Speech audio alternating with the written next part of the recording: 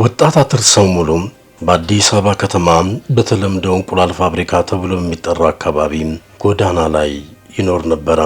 ይህ ወጣት ትላንት እንዲህ ነበር። ባረጁና በተቀደዱ ልብሶቹ ባደፈ ሰውነቱ የሚታወቅ በሰንሰለት ታስሮ ያዙ ይልቀቁኝ የሚል የተወለድኩት ደባርቅ ነው። እስከ 10 ዓመት ያደኩት ደባርቅ ሲሆን ከዛ በተረፈ ጎዳና ላይና በመንገድ ላይ በድርጅቶች ምናምን ወደ መቅዶኒያ ስመጣ ግን ራሴን ጥዬና ጎዳና ላይ ገራባ እየቃምኩ ምናምን ያገኙ የሰው ልጅ የማይኖረው ኑሮ ነበር። ከዛ በአጋጣሚ መቅዶኒያዎች አነሱኝ ማለት ነው። ወደዚህ ጋር መጣ እንጂ አልመጣም ብዬ ነበር። መቅዶኒያ እንደዚህ የሚረዳ አይነት ድርጅት አልመሰለኝም ማለት ነው። እንደዚህ መሆኑን ባውቅ አረ አስገቡ ቢል ለምችል ነበር። ውጭ ላይ እንደዚህ የተገፈታተርኩ ነበር።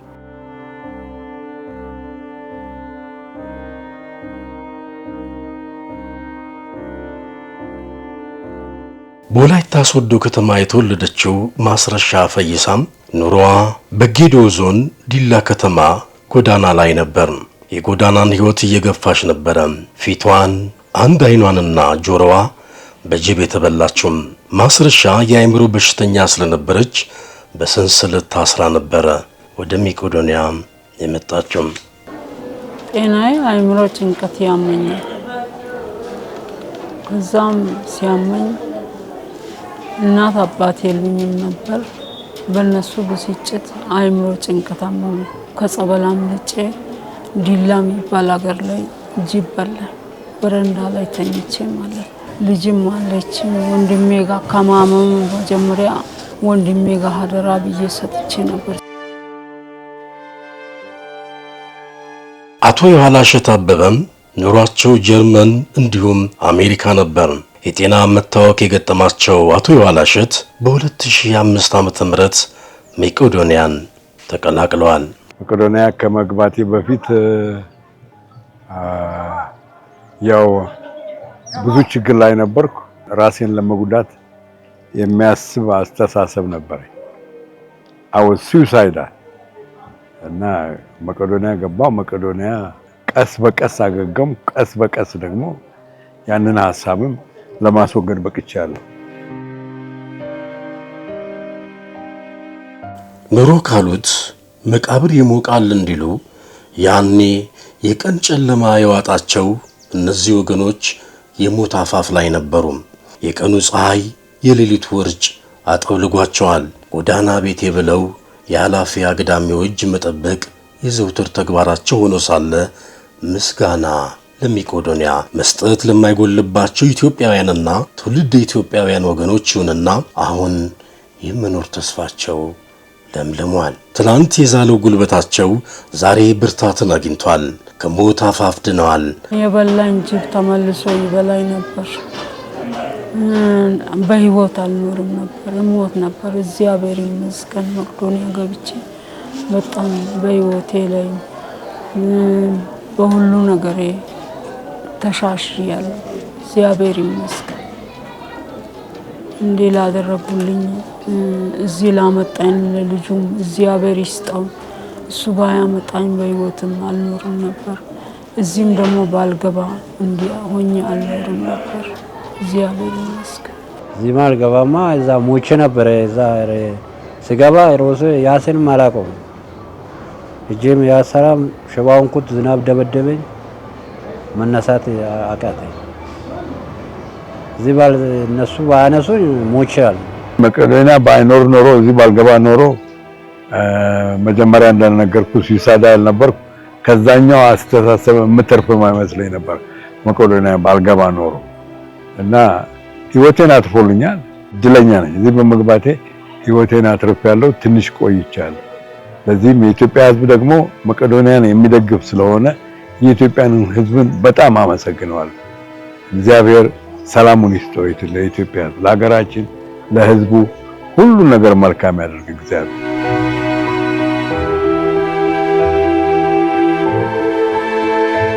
ኑሮ የጨለመባቸው የጨለማው ጉርዶች ተገፉላቸው፣ ሕይወታቸው ብርሃን ሆኗል።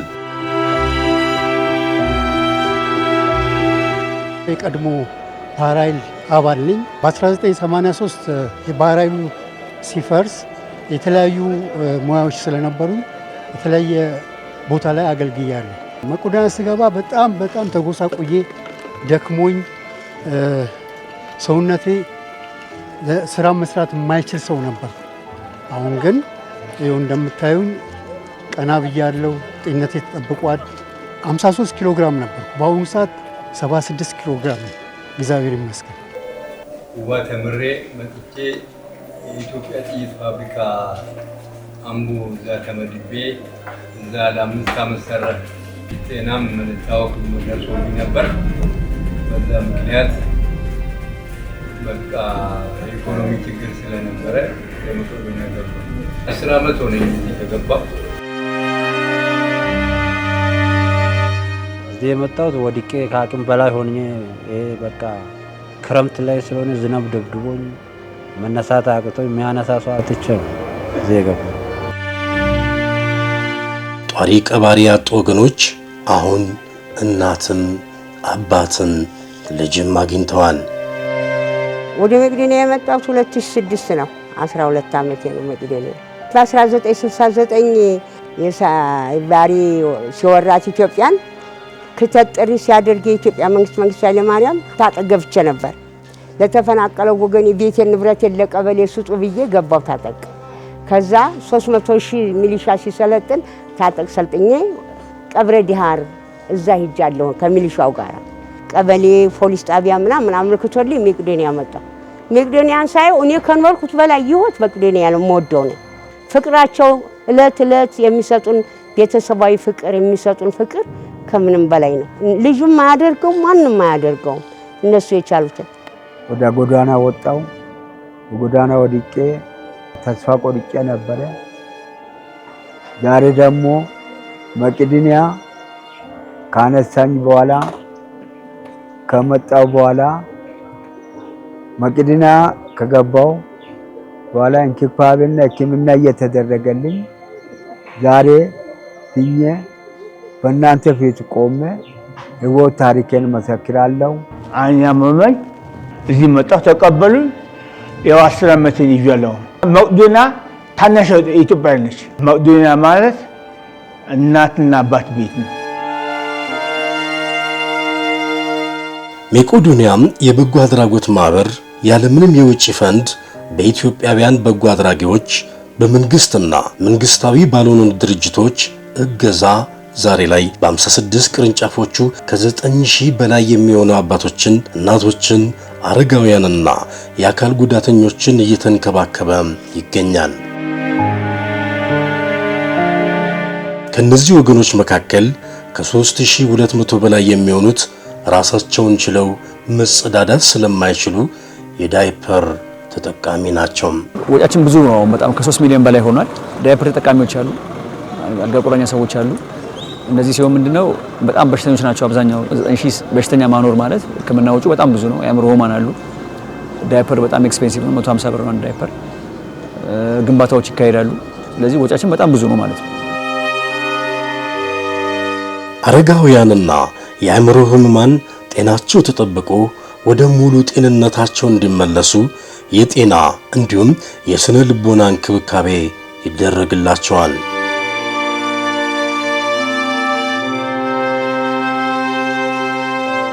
መቄዶንያ ከገባ በጤና በኩል ነኝ። ብዙ የጤና እንክብካቤ ተደርጎልኛል። የሞት ጠጠር የሚወጣልኝ እዚሁ እያለሁ ነው ጳውሎስ ሆስፒታል። ከዛ ደግሞ ቆይቶም የኩላሊት ጠጠር እዛ ጳውሎስ ሆስፒታል። በሰላም ነው ያለው። ምንም ነገር ቦዘር አያደርገኝም። nothing bothers me። አይኔ አያይም ነበር። አሁን እርግጥ ለማንበብ መነጽር እጠቀማለሁ። በፊት ግን አላይም ነበር። መቄዶንያ ከገባው በኋላ አይኔ ተገፎ ተሽሎኝ ያው እንደምታየው ያለ መነጽር አያለሁ።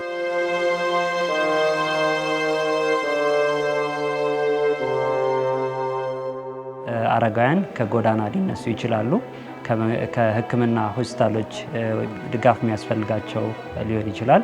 ከመጡ በኋላ የመጀመሪያ ልናደርግ የምንችለው ምንድነው? ለይቶ ማቆያ ክፍል አለን። በለይቶ ማቆያ ክፍላችን ካስቀመጥን በኋላ የድንገተኛ ሕክምና አገልግሎት የሚያስፈልገው ካለ ወደ ክሊኒክ በመምጣት አገልግሎት እንዲያገኙ እናደርጋለን። ጸጉራቸው ይላጫል፣ ይታጠባሉ። ከታጠበ በኋላ ልብስ ይቀየርላቸዋል። ልብስ ተቀይሮ ሕክምና የሚያስፈልጋቸው ወደ ሕክምና ነው የሚመጡት። ሕክምና የማያስፈልጋቸው ደግሞ ወደ ተቋሙ ይሄዳሉ ማለት ነው። የተመላላሽ የሕክምና ክፍል አለ፣ የድንገተኛ ሕክምና ክፍል አለ፣ አስተኝቶ ደግሞ የማከሚያ ክፍል አለ። እንግዲህ እስካሁን ባለን መረጃ መሰረት በየቀኑ ከ100 በላይ አረጋውያን እየተመላለሱ ሕክምና ያገኛሉ። ተኝተው መታከም ካለባቸው እንግዲህ ከ46 በላይ አልጋዎች አሉ። የሴቶችም የወንዶችም ከ46 በላይ አልጋዎች አሉ።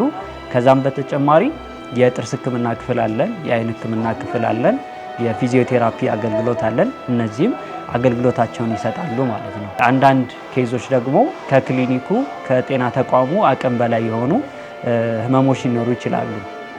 እነዛን ህመሞች እዚህ ባሉት ባለሙያዎች በተለይም ደግሞ የሚመጡት ባለሙያዎች ጠቅላላ ሐኪሞች፣ ስፔሻሊስት ሐኪሞች፣ ነርሶች፣ ፊዚዮቴራፒዎች፣ የላቦራቶሪ ባለሙያዎች፣ ፋርማሲ ባለሙያዎች፣ የአይን ሐኪሞች ብዙ ባለሙያዎች ነው የሚመጡት። ከሌላ ተቋም በበጎ አድራጎትም ተመድበው የሚመጡ እዚህ መቄዶንያ ራሱ የቀጠራቸው ባለሙያዎች እነዚህን ሁሉ አገልግሎት ሲሰጡ ከክሊኒኩ ወይም ከሕክምና ተቋሙ አቅም በላይ የሆኑ ጉዳዮች ወይም ኬዞች ሊኖሩ ይችላሉ። እነሱ ምንድነው የምናደርገው? ወደ ከተማችን ውስጥ ወዳሉ መንግስታዊና መንግስታዊ ያልሆኑ የሕክምና ተቋማት በሪፈራል እንልካለን። በማዕከላችን ውስጥ እንግዲህ እስካሁን ባለው ቁጥር ከ3000 በላይ የአእምሮ ህሙማን ነው ያሉት። እነዚህን የአእምሮ ህሙማን የሚሰጥ ሕክምና አገልግሎት ያገኛሉ።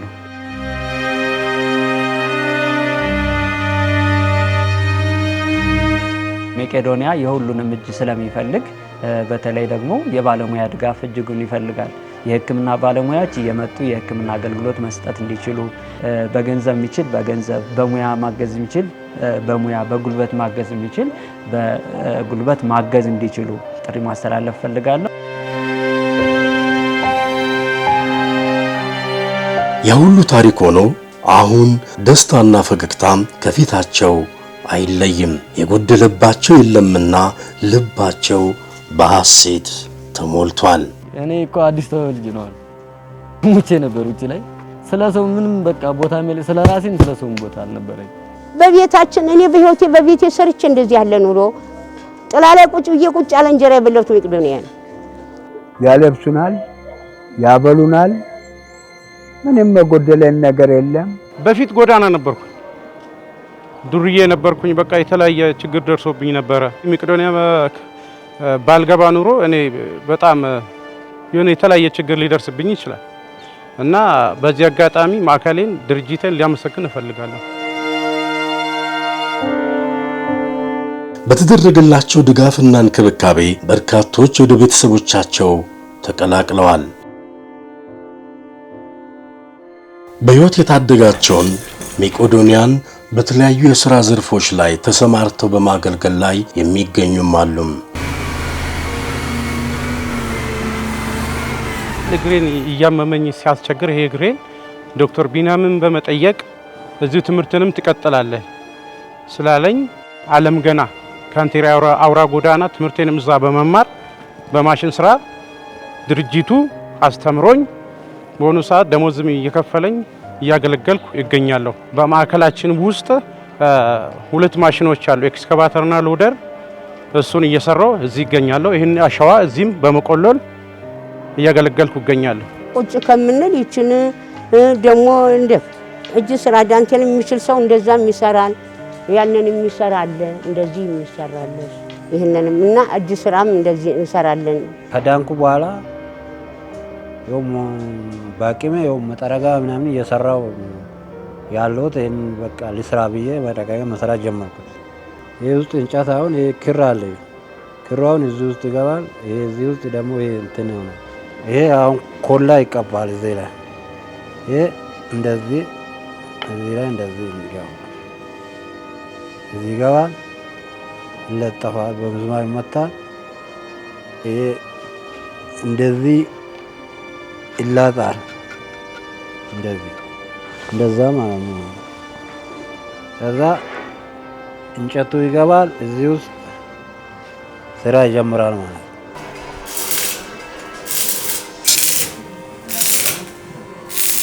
ምንም መቄዶንያ ከገባው በኋላ ብዙ ለውጥ አግኝቼ ያው እንደምታይ ስራ ላይ ነው። በየዳ የሰራው ይከፈለኛል፣ ደሞዝ ባገኛለሁ። ደሞዝ የተከፈለኝ በልቼ ጠጥቼ ሻወር ሁሉም ነገር ተሟልቶልኝ ማደሪያዬም እዚሁ ነው። በዛ ላይ ደግሞ ደሞዝ የተከፈለ የትኛው ድርጅት እንደዚህ ያደርጋል? እስኪ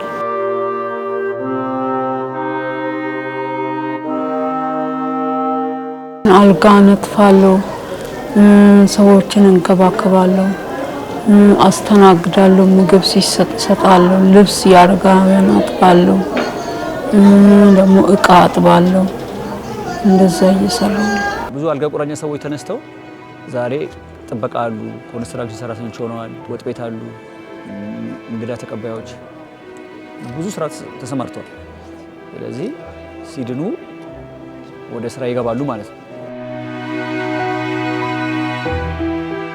የዘውትር አጋሮች ልደት፣ የሙታን መታሰቢያዎችን፣ የሰርግ፣ የቀለበት ስርዓቶችና ሌሎች ፕሮግራሞች ሲኖራቸው ከነዚህ እናትና አባቶች እህትና ወንድሞች ጋር ደስታቸውንም ሀዘናቸውንም በጋራ ያከብራሉ። ሰርግ፣ ልደት፣ ክርስትና፣ ሙት ዓመት ማድረግ አንድ ጥሩ ነገር ነው። ብዙ ያየሁት እዚህ ግቢ ከአንድ ሰው ጀምሮ እንደዚህ ፕሮግራም እያደረጉ ያግዙናል ማለት ነው። በሙያ ማገዝ ይችላል፣ በገንዘብ ማገዝ፣ በአይነት የተለያዩ አይነት ማገዝ ይችላል። አንድ ድርጅት በሚያመርተው ምርት ሰፖርት ማድረግ ይችላል። በሰርቪሱ ለምሳሌ ኮንትራክተር ከሆነ የሆነ ብራንች ላይ ሊያግዘን ይችላል። በመሳሪያ በማንኛውም ነገር ሹፌር፣ ዶክተር፣ ነርስ ማገዝ ይችላል። ሰው የሆነ ሁሉ ማገዝ ይችላል። ሰው ነው የተፈጠረ ሰው መሆኑ ሰው ነው መርዳት ብቁ ስለሚያደርገው በማንኛውም ነገር ማገዝ ይችላል። በጉልበት ማገዝ ይችላል። ሴቶች ለምሳሌ አሁን ለምሳሌ እዚህ ሴቶች አሁን ብዙ ሲመጡ አያቸዋለሁ። ምስር ሲለቅሙ እንትን ሲያደርጉ ምናምን እንደዚህ ማገዝ። ወንዶች ደግሞ እንጨት መፍለጥ ሊሆን ይችላል። ኮንስትራክሽን ላይ መሳተፍ በብዙ ነገር ማገዝ ይችላል። መረጃ በመስጠት ማለት ሀሳብ በመስጠት በጸሎትም ታግዛል። ዩቲዩብን ማየትም ራሱ አሁን አንድ እገዛ ሊሆን ይችላል። ክርስቲያኑ በያሬዳዊ ዜማ፣ ሙስሊሙ በመንዙማ ሁሉም እንደ ሃይማኖቱ ሃይማኖታዊ በዓላትን ከአረጋውያንና ከአእምሮ ሕሙማን ጋር በዚህ ማዕከልም ይሁን በክልል ማዕከላት አብረዋቸው ያሳልፋሉ።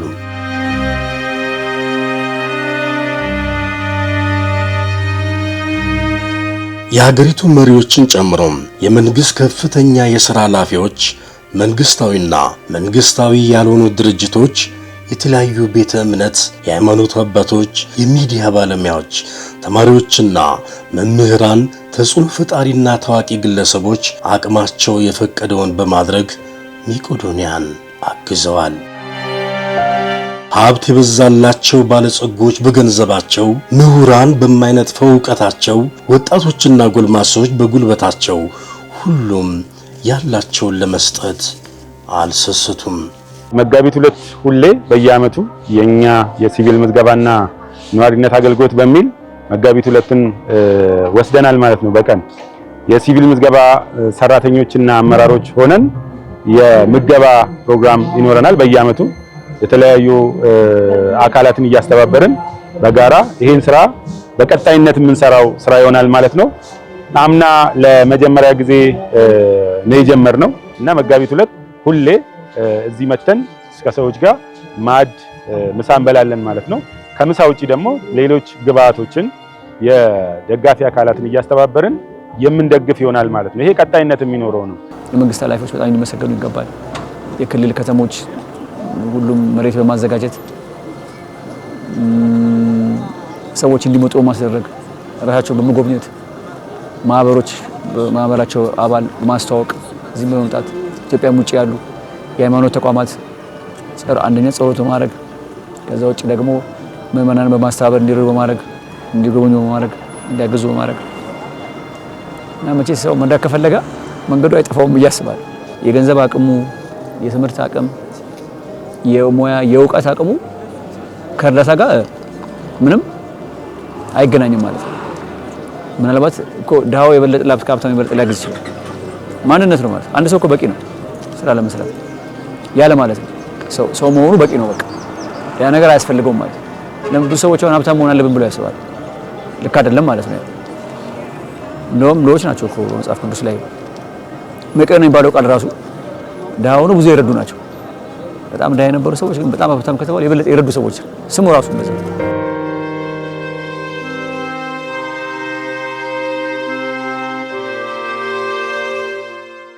በአዲስ አበባ ማዕከል በ3600 ካሬ ሜትር ቦታ ላይ እየተገነባ የሚገኘው ዘመናዊ ሆስፒታልና የአረጋውያን መኖሪያ መሬት ላይ ያረፈ ሲሆን ከዚህ ምድር ወይም ግራውንድ በታች ደግሞ 2 ግዙፍ ወለሎች ይገኛሉ። ሕንፃዎች ሲገነቡ የግድግዳ ከፍታቸው 2 ሜትር ሲሆን ይህ ዘመናዊ ሕንፃ ግን ለተገልጋዮች ምቾት ሲባል የእያንዳንዱ ወለል ቁመት 3 ሜትር ነው። ሕንፃው ከነቴራሱ በአጠቃላይ 15 ወለሎች አሉት። በመደበኛ የሕንፃ ስታንዳርድ መሰረት ቢሰራም አጠቃላይ የወለሎቹ ብዛት እስከ 19 ይደርስ ነበረ። 7 አሳንሰር ወይንም ሊፍቶች ያሉት ይህ ግዙፍ ሕንፃ ለሕክምና ብቻ 1200 አልጋዎች፣ 5000 ሰዎችን መያዝ የሚችል ትልቅ አዳራሽ፣ ለ120 መኪኖች የማቆሚያ ስፍራም በውስጡ ያካተተ ነው። መቄዶንያ ሲባል ግንባታ የሚጀምረው መጀመሪያ ከሰው ነው የጀመረው፣ ከህንፃ አይደለም። መጀመሪያ ተስፋ የሌላቸውን ወደ ተስፋ፣ ቤተሰብ የሌላቸውን ወደ ቤተሰብ፣ ፍቅር ያጡትን ፍቅር በመስጠት መኖሪያ፣ መጠለያ፣ ምግባቸውን በማዘጋጀት በመሰብሰብ ማንም የማይደፍረውን በመድፈር ከዛ ነው የሚጀምረው። ከዛ በኋላ ነው የሚቀጥለው። ከእያንዳንዱ ህንፃ ጀርባ፣ ከእያንዳንዱ መኝታ፣ ከእያንዳንዱ ምግብ ጀርባ ደግሞ የብዙዎቹ እጅ አለ። ወደ 56 አካባቢ ብራንቾች አሉት። ከዛ ውስጥ በዋነኛነት እየተገነባ ያለው 15 አካባቢ ግንባታ ነው ያለባቸው። ትልቁ ፕሮጀክት ያለው አዲስ አበባ ነው። ከዚሁ ጎን ለጎን ደግሞ 3 ቤዝመንት ግራውንድ ፕላስ 26 አሁን ተጀምሮ ለግንባታ እንደዚሁ አረጋውያንን ለመሰብሰብ እየተዘጋጀ ያለ ሁኔታ አለ። ሌሎች ደግሞ ላሊበላ፣ ቀብሪ ዳሃር፣ ደብረ ማርቆስ የተለያዩ ቦታዎች ግንባታዎች እየተከናወኑ ነው ያሉት። አፈጻጸማቸው የሚለካው በሚሰጠው ገንዘብ ልክ፣ እጁን በሚዘረጋው ልክ ነውና ያ ኮንቲኒየስ ሊሆን የሚችለው ወይም ተቀጣይነት ሊሆን የሚችለው ደግሞ እንደዚሁ በጋራ ሙያ ያለው በሙያው አቅም ያለው ገንዘብ ያለው እውቀት ያለው ሁሉን ነገር ወደ አንድ ቦታ ስንሰበስበው እንደምናየው የሚለካ የሚታይና ተስፋ ያጡትን ተስፋ የሚቀጥልበት ህይወት የሚቀጥልበት ቦታ መፍጠር ይቻላል። ሕንፃው ለአካል ጉዳተኞችና ለአቅመ ደካሞች የተመቸ ነው። ግራውንድ ፍሎር ላይ ነው ያለነው። ግራውንድ ፍሎሩን የተለያዩ ስራዎች ፊኒሺንግ ስራዎች ተጠናቀው ለአገልግሎት ላይ ያሉት። ከዚህ በታች 2 ቤዝመንት አለ። ይሄ የአባቶች ክፍል ነው። አባቶች የኛው ክፍል ስለተጠናቀቀላቸው መርቀው ገብተዋል። አጠቃላይ 7 ሊፍት አለው። በእግራቸው መሄድ የማይችሉ ሰዎች በነዛ ሊፍቶች መጠቀም ይችላሉ። ከዛ ደግሞ እስከ 6ኛ ፍሎር አካባቢ ራምፕ አለው።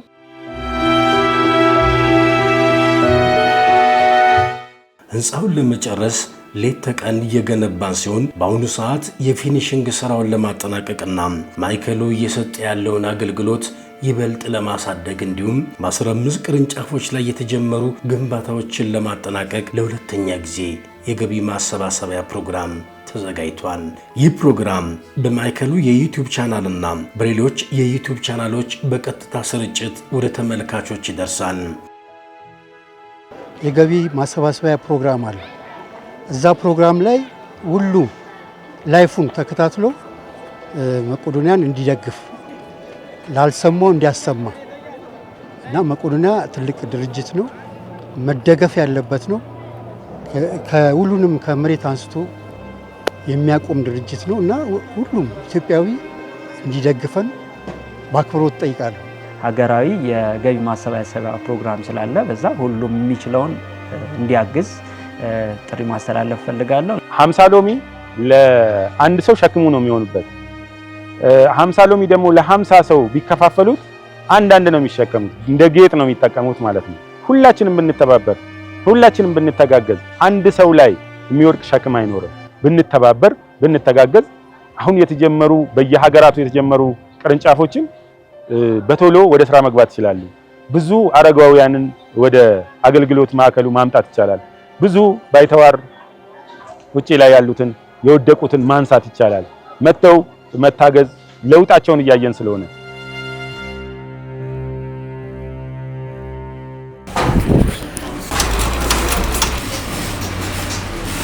ሰው በጀመረበት ከዛም በበለጠ ብዙ መረዳት የሚገባቸው ብዙ ታማሚዎች፣ ብዙ የአእምሮ ህሙማን፣ ብዙ እናቶች፣ አባቶች፣ አረጋውያን የዚህ ሃይማኖት፣ ዘር፣ ጎሳ የማይለይበት በቃ በነፃነት የሚኖርበት እና ተስፋን ያጣ በተስፋ የሚኖርበት ቤት ስለሆነ ይህንን ለመርዳት ማንም እጁን ቢዘረጋ ነገ ከበረከቱ ከህይወትም ከህሊናም ጥያቄ ወደፊትም ደግሞ ተስፋ ከምናደርገው ነገር ሁሉ የበረከቱ ተሳታፊ ይሆናል ብዬ ነው የምናገረው። የተገነባውን ማስቀጠል መሰረቱ ለመቄዶንያ ርህራሄና ጥቂት የሆነች ዕውቀትም ገንዘብም ያችን ጥቂት የሆነችና ርህራሄ ይዛችሁ ቅረቡ። ከዛ በኋላ በጋራ ሆነን እንስራ፣ እናገዝ፣ እንጨርስ። ከዚህም በላይ የሆነው በጣም ብዙ የሆነውን ሊረዳ የሚገባውን ኢትዮጵያዊ በጋራ እናግዝ። ባለፈው ዓመት በተሰበሰበው ገንዘብ ለተጀመረው ህንጻም የፊኒሺንግ ቁሳቁስ ተገዝቶ የሴራሚክ ንጣፍ ስራው ተጀምሯል። 2 ቤዝመንቶችን ጨምሮ የህንጻው መሰረትና የህንጻው የመጀመሪያ ወለል ሙሉ በሙሉ ስለተጠናቀቁም አረጋውያንና የአእምሮ ህሙማን እየተገለገሉበት ነው። የዊንዶ ሲል የአልሙኒየም አጠቃላይ ስራዎች በፊት ተጠናቀዋል። እነዚህ ባዝሩምስ ያሉ ስራዎች የሳኒታሪ ዕቃ የሴራሚክ በሙሉ ገብተዋል። ስራዎች እየተከናወነ ነው ያለው። ወደ ላይ ያለው ስራ እስከ 12ኛ ፍሎር ያለው ማቴሪያል በሙሉ የፍሎር እና የዎል ማቴሪያል ገብቶ የደረጃዎቹ ራይዘር እና ትሬድ ግራናይት ጭምር ለኮሪደር ላይ የሚያስፈልጉት ማቴሪያልም በተለያየ ግሩፕ ገብተው ስራዎች እየተከናወኑ ነው ያሉት። እንግዲህ ይህን ፊኒሺንግ ለመስራት የሳኒታሪ ዕቃዎች ለዚሁ የአእምሮ ህሙማን ግምት ውስጥ ያስገባ አባቶችን ግምት ውስጥ ያስገባ እነዚህ ዕቃዎች በሙሉ ታዘው ገብተዋል። ከ70,000 ካሬ ሜትር በላይ የፍሎር እና የዎል ማቴሪያል ገብቷል።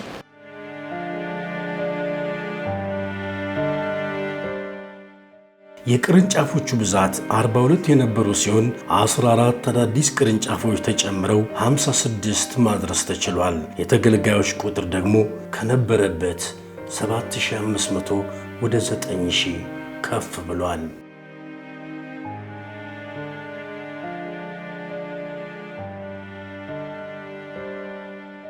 በጣም የተጎዱ ሰዎች 9000 የሚሆኑ ሰዎች እየተረዱ ነው ያሉት። ከጎዳና ተነስተው ጥሩ ነገር ነው ያደረጉት ማለት ነውና ያ እንዲቀጥሉበት እንዲያግዙ ነው። አልጋ ላይ የነበሩ ሰዎች እየዳኑ ነው። ሴቶች ጎዳና ላይ ሲደፈሩ የነበሩ ጥሩ ነው እየኖሩ ነው። አረጋውያን በጥሩ ሁኔታ ይገኛሉ። ሰዎች እርዳታ ነው እዚህ ያደረሰውና አሁንም ካገዙን የበለጠ ሰዎች እንላለን፣ የተጎዱ ሰዎች እንላለን። ሰዎችም ደግሞ ከእግዚአብሔር ትልቅ ዋጋ ያገኛሉ ማለት ነው።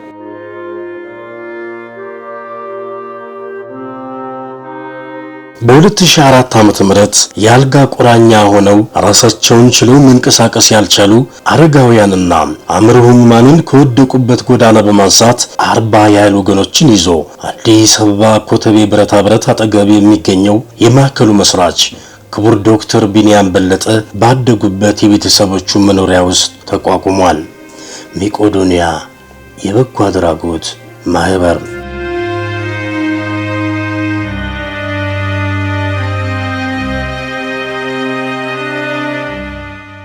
መቄዶንያን ለመደገፍ በመቄዶንያና በሌሎች የዩቲዩብ አማራጮች ይሳተፉም።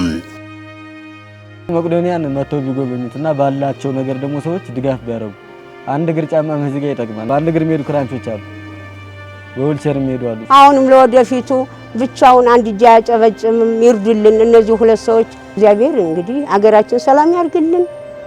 ሁሉ በአገር ላይ ነውና ኢትዮጵያኖች አይርሱን፣ ከጎኑ ይቆሙልን። አሁን ረመዳን ነው፣ የህይወት ወራት ነው። ዝካ ካለ ያምጡን፣ ይጠይቁን፣ ይጎብኙ። የሙስሊም ህብረተሰብ እንደማስተላልፈው እና እነሱ በእኛ መጠየቅ አጅር አለው።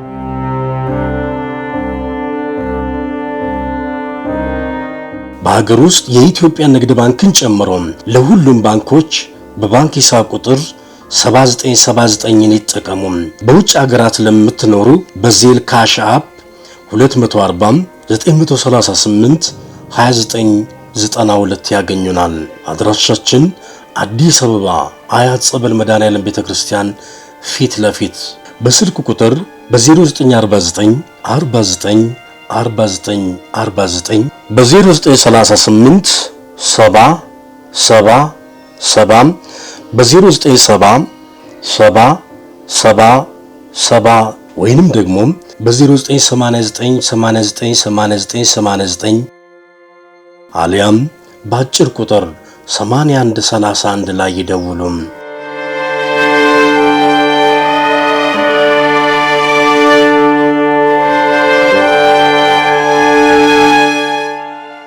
በአሜሪካ የምትኖሩ ደግሞ ወገኖቻችን +1 301 814 4883 ወይንም ደግሞ +1 703 485 6475 ይደውሉም። መቄዶንያ የበጎ አድራጎት ማህበር፣ ሰውን ለመርዳት ሰው መሆን በቂ ነው።